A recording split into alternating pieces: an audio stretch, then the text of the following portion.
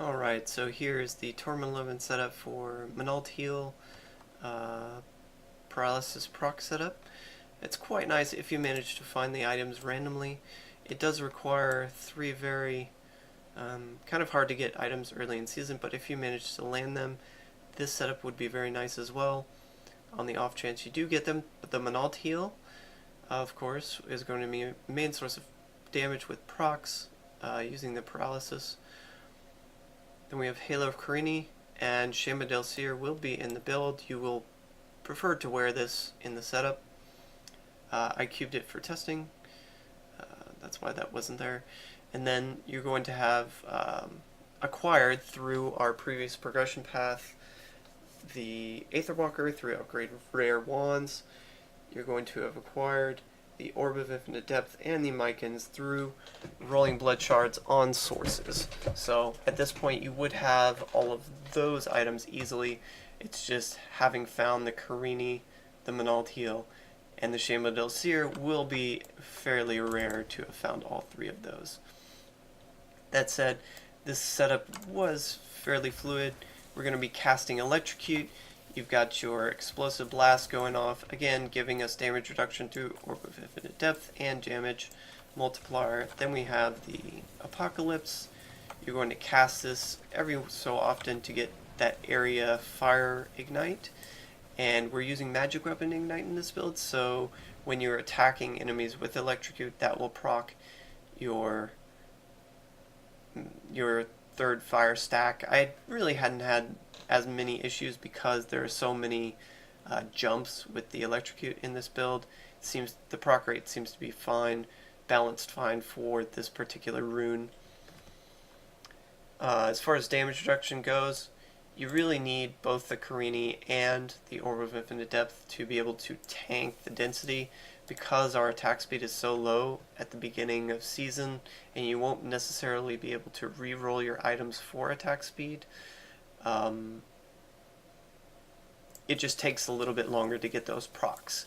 That said, once you have the Shamba Del Seer, it does feel fluid and enjoyable. You're able to tank the density by simply standing around and letting them come to you. That's why I've equipped Safe Passage, so that you're not really going to be CCing them, you're just going to be tanking all the damage in this particular build.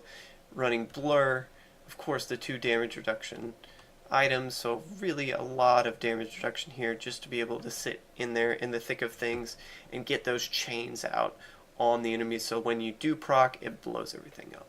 That's what we want to be doing. We do have Audacity, since we're in the thick of things, give us that extra multiplier. I don't think we need Power of the Storm. You can investigate an alternate rune here.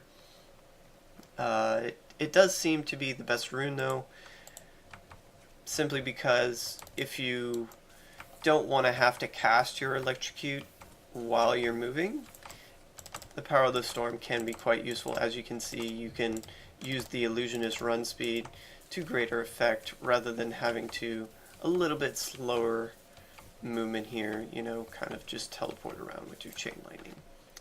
That's the lazier method, by the way. So if you wanted to, you could swap Illusionist out and just use the, I'm going to use move around using Chain Lightning method. I would suggest Unwavering Will is quite a nice skill with this setup. It would increase damage and defense while you're standing still. Yeah, that's about it.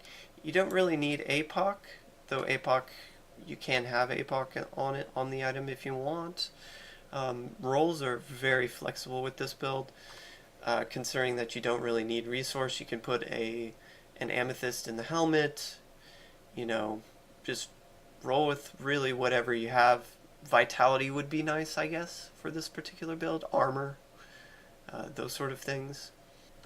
As far as progression path goes, with this particular build, once you get to this point, you're going to want to start rolling blood shards on bracers to get the Nemesis bracers. Of course, rolling on belts to get gold wrap would be nice. To transition into Tal Rasha, we would start rolling our upgrade rare Hope of Cain on pants. to be able to, since this has the lowest number of set items, or the lowest number of items, it gives you a higher chance of getting a Tau Russia set item. And then once you get a lot of Tau Russia pants, you can re-roll those using the convert set item recipe.